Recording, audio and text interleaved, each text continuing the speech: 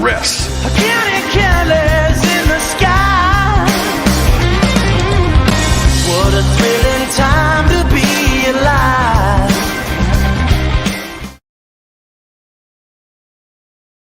What is up, everybody? Listen, if you're watching this live, no worries. I won't be alone the whole show. Just starting it with just me today. I'm Jake Rowe from DawgsHQ. With me today will be Jake Roos, also of DawgsHQ.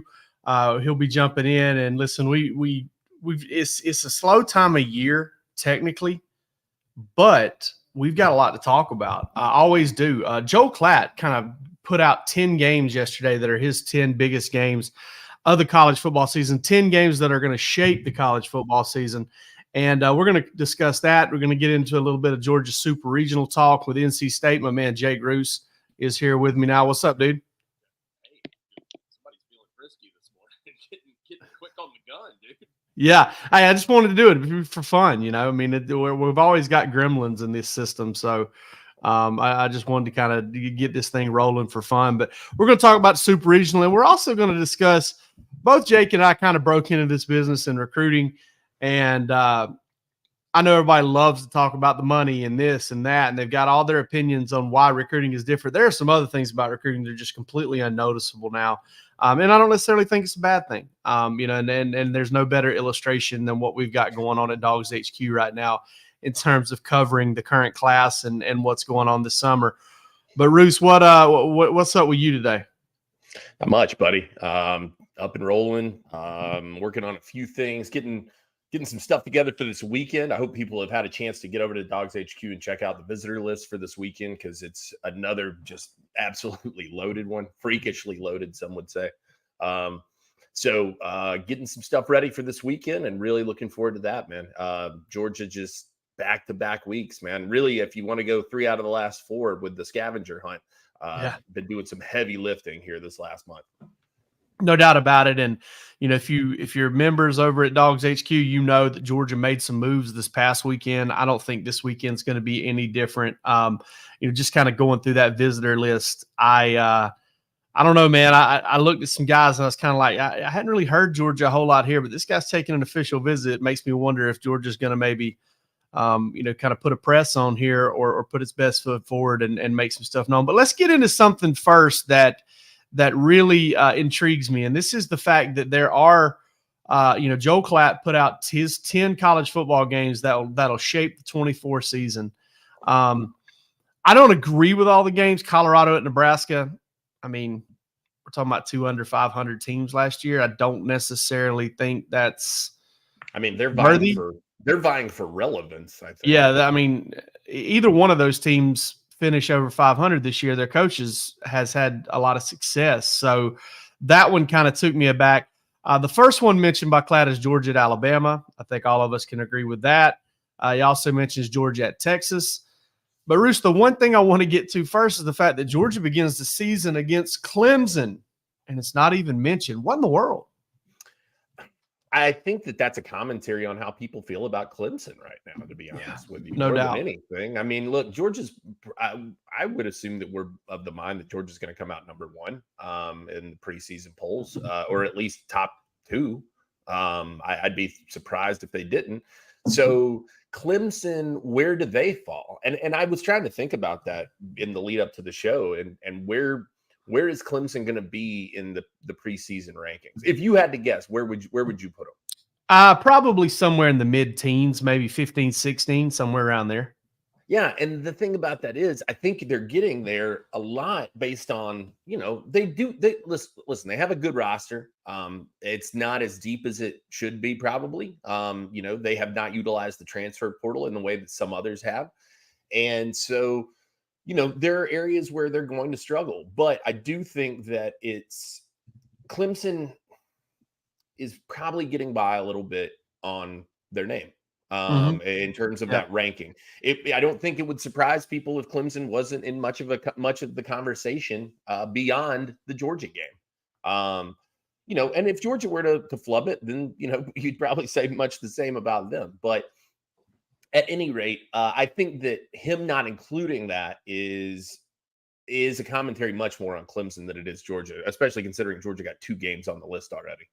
Yeah, I guess I'm looking at that, with the Nebraska-Colorado game as a backdrop, and you're kind of telling me that a ranked matchup is not as Right. relevant or won't shape the season. I don't know, man. I guess we are dealing with kind of a new look Big 12 and those teams being in it, Colorado and Nebraska, to me, back where they belong, back where I grew up with them, which is in that Big 12, minus Oklahoma and Texas, which will be in the SEC.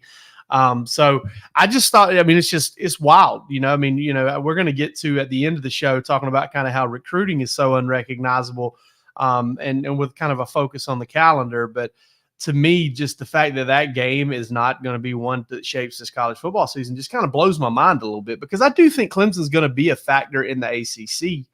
I do think that Clemson is going to have a very good defense. I think Clemson is going to be, they're going to have some good players on offense. It's just a matter of whether it's going to be enough. But it's just wild to think about Georgia and Clemson marquee game to begin the season. It's going to basically be the first big game of week 1. There'll be some week 0 games, but it'll be the first big game of week 1, maybe the first big game of the college football season, because I haven't dug into those week 0 games.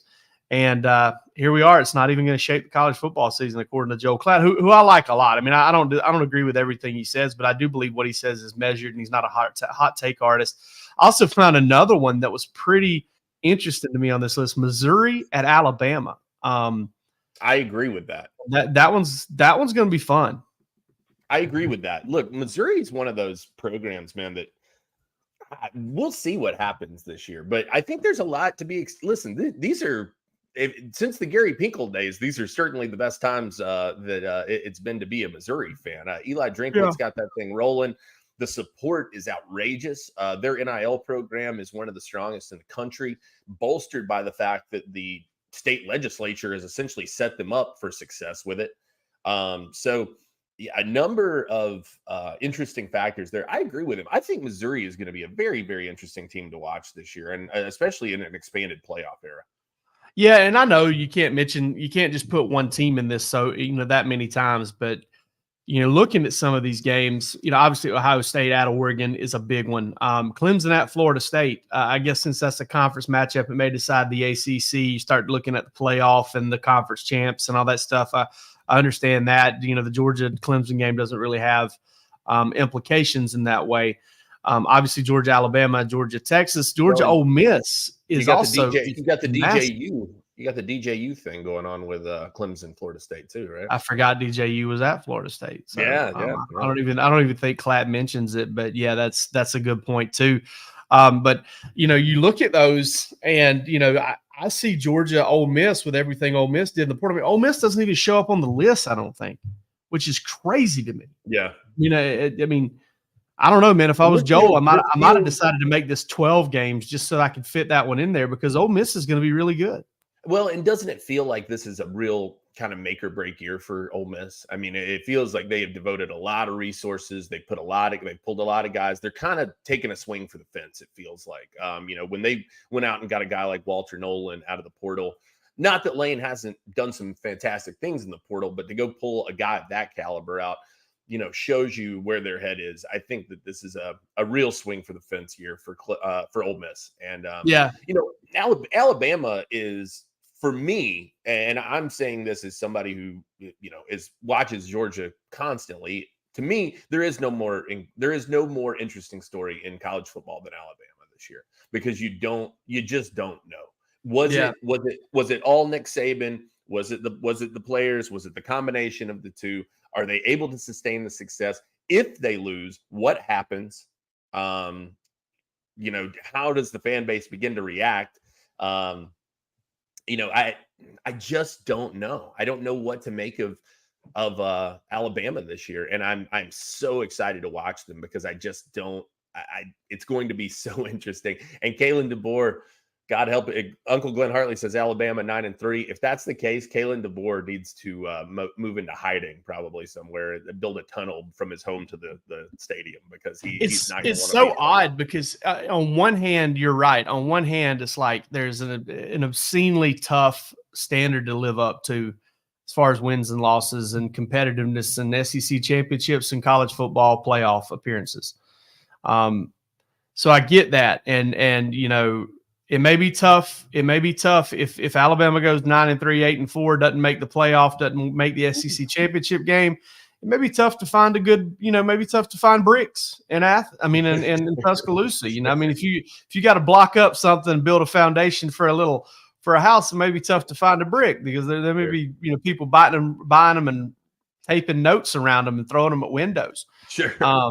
But on the other hand, you look at it, and this is kind of where I lean on it because I'm kind of, I don't know, maybe you can call it glass half full positivity or just weirdo, but I just feel like you've got a chance if you're Kalen DeBoer to really cement a legacy, because if you can step in and keep this thing going, oh, no question.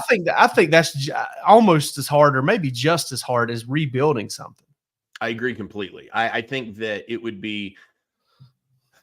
I'm not saying I don't expect him to do it, but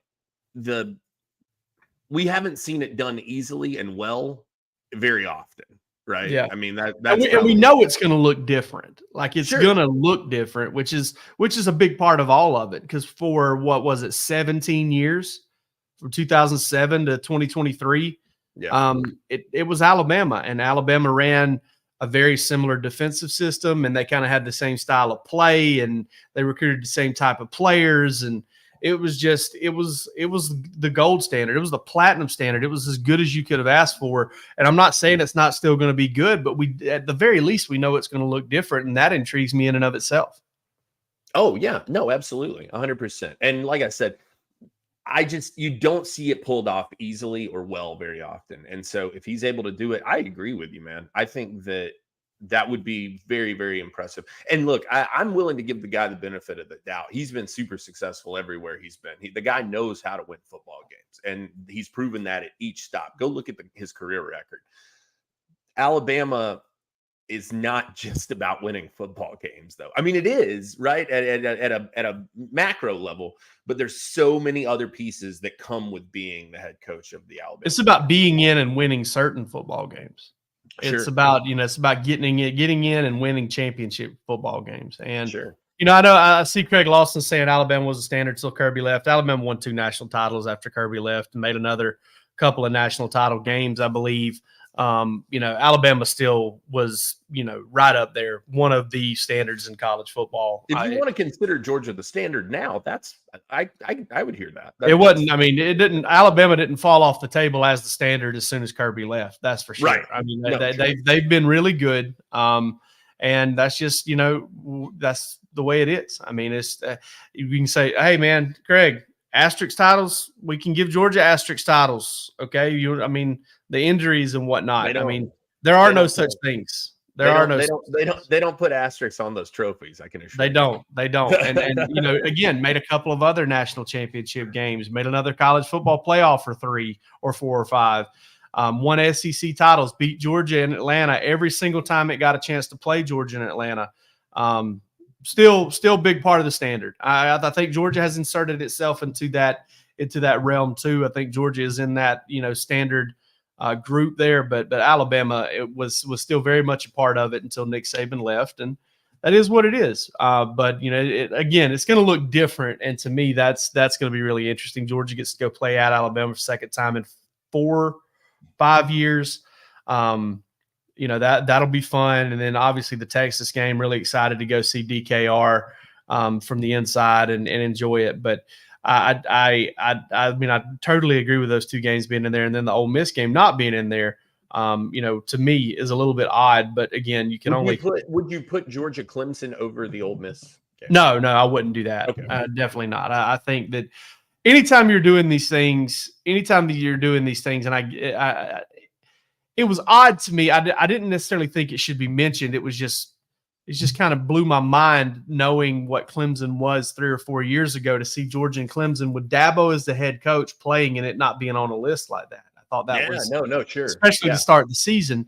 But I still think you've got to give, you know, when you start talking about these auto bids for conferences, you got to give conference games the nod in most of those situations, just because if you make it to the conference championship game, you're basically in a playoff game in and of itself. At that point, you've put yourself in position to play for a title, and if you get a win, you kind of control your own destiny, and that's a big part of it too. Do you want to control your own destiny? Well, my man at Andy Ludicky over at myperfectfranchise.net can help you out. Are you a displaced corporate executive, or do you just want to do, as I said a minute ago, and put your career in your own hands? You could also be an experienced entrepreneur and you just want to do something different. You want to diversify. You want to get your hands on a different space. Well, Andy Ludicky and myperfectfranchise.net can help you out. Andy's a huge college sports fan. He's a franchise veteran. He's owned multiple franchises and businesses. Using his expertise, he helps others find their American dream through a very thorough consultation and evaluation process. Call Andy, put your life and career in your own hands. And the best part of all this, his services are 100% free to you. You've got nothing to lose. So find your perfect franchise at myperfectfranchise.net. And as I always try to say, we very much appreciate Andy and his partnership with us here on the show. Roos, I know you have been neck deep in Georgia baseball all year long. I know there's nobody that knows more about Georgia baseball. So I'm just going to let you get at it for about 10 straight minutes here and just tell us everything we need to know about Georgia, NC State, and the Super Regional. Yeah, no, they look great. They're going to do so well. Yeah. No, but I will say this. Look, Georgia. I have kept up from afar a little bit, more than I ever have, probably with Georgia baseball. So I'm not like tuned into the games or anything like that. Roos digs the long ball. Roos digs the long ball. I tell people all the time, I cover one thing. I cover college football recruiting, Georgia football recruiting, period. That's mostly it. I cover the team as well, but football is really all I know. I have followed this, though, like I said, from a distance this year. And look, I think Georgia, man, those guys, they look like they can play with anybody right now if those bats keep hitting the right way. I mean, they can beat anybody. They can lose to anybody. They can beat anybody. They can lose to anybody. I really, honestly, the funny thing about this NC State Super Regional, there's so many parallels to be drawn. The last time Georgia got into a Super Regional, they had to beat Tech. Now, granted, it wasn't in a winner take all game like they had to play Tech in 2008, but they had to beat Tech to get to the Super Regional. They're hosting the same team that they hosted in that Super Regional. And obviously, there's a chance to go to the College World Series, and that's on the line too. Listen, I was at Foley Field on Friday and Saturday. It seemed like Sunday was a step up in terms of environment. But, man, that Saturday game with, I would venture to say, a couple of hundred people at least up on Kudzu Hill, just getting wild. Army's baseball team went up to Kudzu Hill, drank beer with the people at the greenhouse, called the dogs. Kudos. I mean, not kudos, but congrats to those guys for getting to a regional and getting to experience that fun time. I'm sure it was great. Dude, when Georgia hit the grand slam, when Colby Branch hit the grand slam to take a 5-1 lead over UNC Wilmington, I don't know if you know that video of the high shot from the bar, and they put different things up on the screen, and when it goes down there, drinks start flying. Dude, that's what it looked like out there. It was just mist and liquid and embraces and people being lifted up off their feet. I mean, it was Foley Field's going to have an incredible environment this weekend, and I'm really excited to see it. And this NC State team, you can't sleep on a number 10 seed in the NCAA tournament. You just can't do it. But, man, you want to talk about how much fun this has been, just kind of getting through this whole baseball season, because this team started off 0-3 in SEC play, lost 3 straight to Kentucky. And our beloved people over at DawgsHQ were ready to fire Wes Johnson, or at least consider it right away. And then Georgia proceeds to win 17 of 27 in the toughest conference in the country, evidenced by the Super Regionals that we're looking at right now. They gave away some games. They blew big leads. They always bounced back. They lost 3 straight there. Still got a number 7 seed. And then they go in and they sweep their regional. And now it's on, man. And this team has a very good chance of getting to Omaha. They play great in their own home park. And, man, I'm so excited about this. This is a lot of fun, and I know our readers and Georgia fans are very excited too. Yeah, I mean, I got to ask you, like I said, I know you've watched a lot more of it. Can these guys go all the way? I don't think so. I No. really don't. Like I would bet against it because they're not really put together as a team to succeed in Omaha, because you got to have one thing you got to have in Omaha is you got to be deep in the pitching staff. And Georgia, because of injuries mainly, I mean, I'm sorry, Charlie Goldstein is probably done after getting hurt the other night. Again, the other night, he tried to come back from an injury and lasted about 6-7 pitches before he got hurt again. We don't know where Colton Smith is after leaving the UNC Wilmington game with what Wes Johnson called a forearm cramp and a tricep cramp. So the pitching depth is not there. Although I will give a lot of credit to the Georgia bullpen for the way it pitched in that regional. I do think the competition gets significantly better in the Super Regional and in the College World Series if they're able to get there, if they're able to get to Omaha. That gets significantly better. It's going to be tougher to get those outs. You're not going to pitch out of so many bases loaded, first and second no out situations like Georgia pitched out of in the regional, in my opinion. But it's also the ballpark. That place is it's a tarmac. I mean, there's a lot of space out there in Omaha. Those are big parks, and I just don't think. And granted, I say that, and Georgia didn't blast its way necessarily with home runs to the regional. It pieced some things together. It put the ball in play. It came up with some big hits in timely situations. It came up short in a lot of timely situations too. Georgia was at one point like 2 for 18 with runners in scoring position. But Georgia's thing is hit home runs. They bludgeon, and it's going to be a lot of those 367-foot home runs are not going to be home runs in Omaha. Yeah. So it kind of plays like the SEC tournament does in some ways. And I just don't know that Georgia's going to be able to hang with some of these teams that are just better put together to score runs by any means necessary. Here, the thing I'll say is this: Wes Johnson couldn't have had a more impressive first year. Yeah, it's incredible. Craig Lawson nails it right here. You got to score more points than the other team, and you'll win. That's like Madden. That's John Madden take right there. I like boom! He's on his back. That's all I got. Yeah, Wes John. I mean, I can't say it enough. I cannot say it enough. I mean, I don't know how he's not National Coach of the Year. And I don't know. Don't you feel like this is like to do this in year one? Obviously, very incredible, but with what he's probably going to be able to recruit off of this, it's going to be that's going to really set Georgia up nicely. The cool part about it is he's got major league experience. He's got a national title under his belt. Paul Skeens from LSU in Major League Baseball. He's got something to recruit to as far as pitching. And now you've got your first season as a head coach. Look what we did offensively. Look what we were able to accomplish to recruit to there. I mean, it really does set up well for him. It's basically win the national championship or fire him next year. And I think that's the only way. Sorry, I just put my Georgia fan hat on there. And I like to make fun of you guys sometimes because I do love you. If I didn't make fun of you, I'd mean I didn't love you. But no, it's pretty awesome, and it does really feel like the beginning of something. I've said that many times, and I still believe it for sure.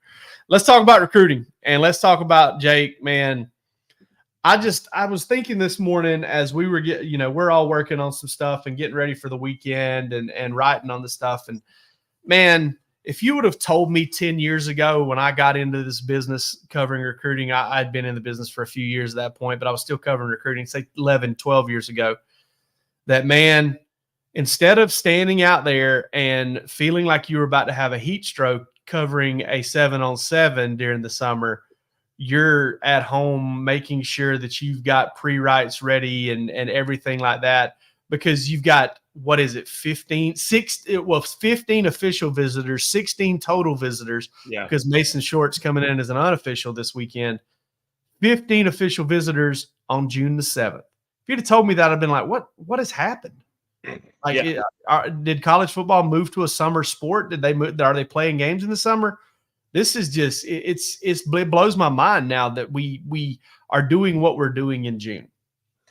Yeah, the calendar just keeps getting pushed further and further and further, back. Everything's earlier. And so, I mean, it is. It's unbelievable, and it looks so different. It looks ridiculous. To have this many guys on campus, I mean, and I guess what last year was kind of really when that shift happened. I feel like I think it started the year before last. Yeah, but it felt like last year was the most. And maybe I'm looking at it through the lens of just Georgia, but it was such a big summer for Georgia in general. Yeah, so right? productive. Right. Yeah, the dividends were so fast and furious last summer, and so I think that you're hoping for that again. And I mean, it looks like the returns that we're hearing off of this past weekend were pretty positive in those regards, but. Yeah, man, it does. It has a completely different feel to it. And I think that's what coaches like. I don't know. I'm not. I don't know. It's hard to say whether or not the coaches are into it or not, right? Because I think a commitment probably now means less than it ever has. Now it still means a lot. And I think you've run the numbers on that, if I'm not mistaken, of like, what was it, like 80-something% of the class, they made one commitment or something like that. Yeah, it was something like that. Yeah. So, yeah, I mean, the numbers really skew heavily favorable toward if you can get a guy to commit, he's probably going to end up with your program. The vast majority do. But it's hard. It's harder than it's ever been to ensure that over the long haul. Yeah, it is. And even when you get a guy committed and a guy stays committed, the work you have to put in to continue to make that happen seems like it's greater than it's ever been. And I know, listen, everybody wants to talk about money. Everybody wants to talk about NIL, and I get it. Like that's that's kind of the word on the sport right now is, oh yeah, money, NIL, these kids are just looking to make the next dollar. Roos and I have told you where we stand on that. I chase money. I would chase money too if I was them, especially when it's as much money as they're chasing. Sure. I mean, I'd chase less money than they're chasing, to be honest with you. I'd love $40,000 extra in my pocket personally. And we're talking 400, 500,000 with some of these guys, but it's also just the idea that earlier official visits means earlier getting wrapped up into the moment, whether a good thing or a bad thing, or whether a short-term or whether a long-term thing. And you just got a bigger gap between the official visits and the time that they can sign. And that's where the bit, and then you throw money into that, you throw coaching changes into that, you throw success. Like there was a time, Jake, when before, and I'm talking about before the early signing period and everything, where these guys took their official visits either late in the football season or after the football season, a lot of them after the football season, and they knew kind of where the teams that they were considering were headed at that point. Like they knew, okay, well, yeah, this team went, they had a disappointing season. They went 7-5, but they were beat to death with injuries. Or, hey man, this team, I'm having to get to know a whole new coach, here. Right. And so now you got guys making commitments to a coach. Coach gets fired during or after the season, then it's all bets are off, and it just kind of goes crazy again. So it's Georgia in a very advantageous position though in that regard. Yeah, right? At least in the head coach spot for sure. Well, I mean, and also you're also at a disadvantage because you're so good, consistently good, that coaches on your roster are getting promotions. They're getting head coaches. Yeah, your positional coaches will continue to be hired away. That's inevitable. I mean, there's no question about that in my mind. But from a up top standpoint, they're strong, and they have. I mean, kids say you hear it from them pretty consistently. Like this is a situation where Georgia is going to keep winning. Georgia's been doing a lot of winning, and they're going to keep winning, and kids know that. And so the trajectory of the program continues to be even, right? There's not a lot of fluctuation with that, and there probably to some degree won't be as long as Kirby Smart is in charge of it. And so I do think Georgia has sustained success to sell. They've got player development to sell, and they've got stability at the head spot, which if you look at it too, right? Fran Brown, for example, everybody started wringing their hands when Fran Brown left. Oh man, But, no doubt. But a lot of those guys said, once we got in contact with them and kind of the smoke had cleared, they said, look, I trust Kirby Smart to make a good hire here. I trust Kirby Smart to replace this position with somebody who's capable and ready to do it, because that's what he's done consistently. And so the roster was beat up more than the recruiting class was beat up. It's like, you lose Zeke Haynes, you have to work hard to keep some other guys that were tight with Fran Brown. It was, that you're right about that 100%.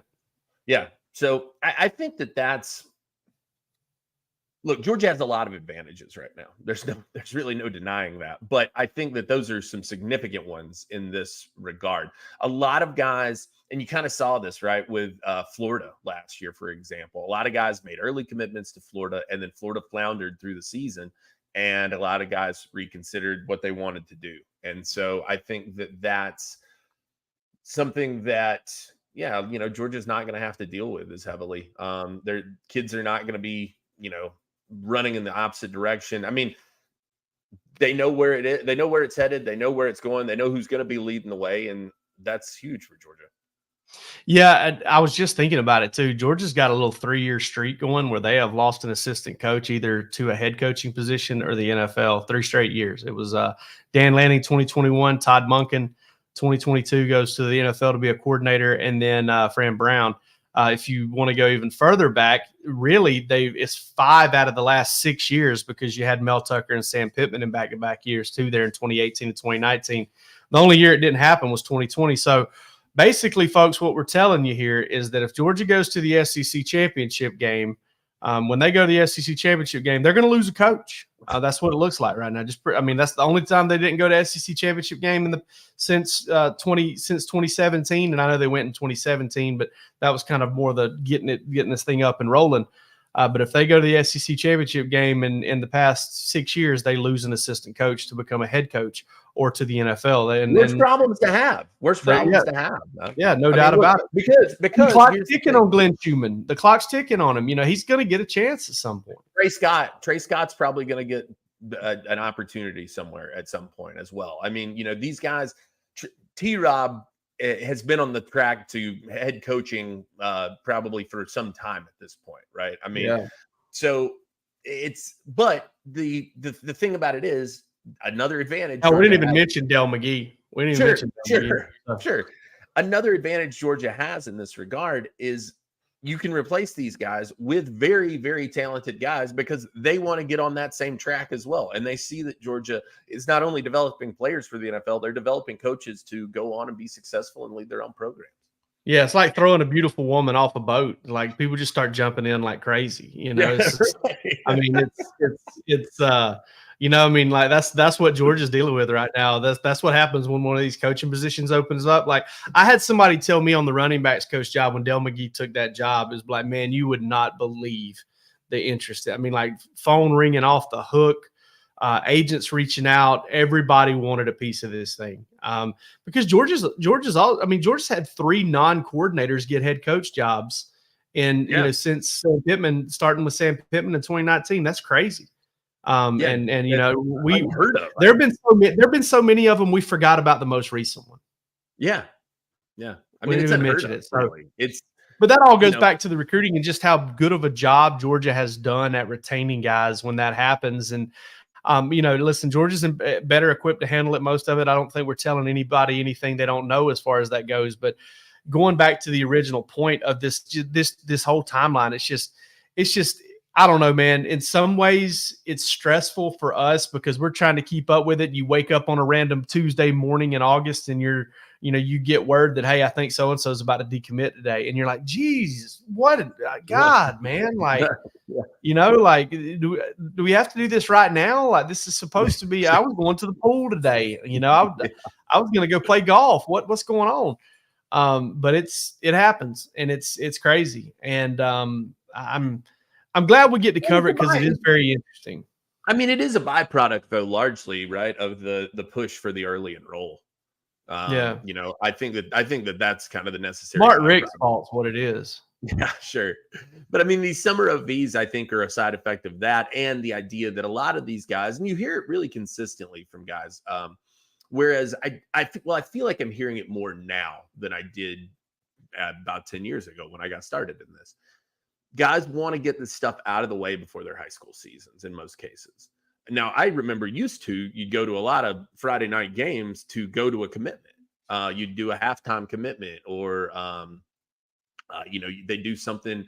Or you had high school coaches that would almost advise their guys, be like, "Hey, man, you know where you're going to go, but we got a couple other guys that are getting committed, and we think if you hold off for a little bit, then maybe some other schools will come around. We can get some more eyeballs on these guys, and they'll decide after the season."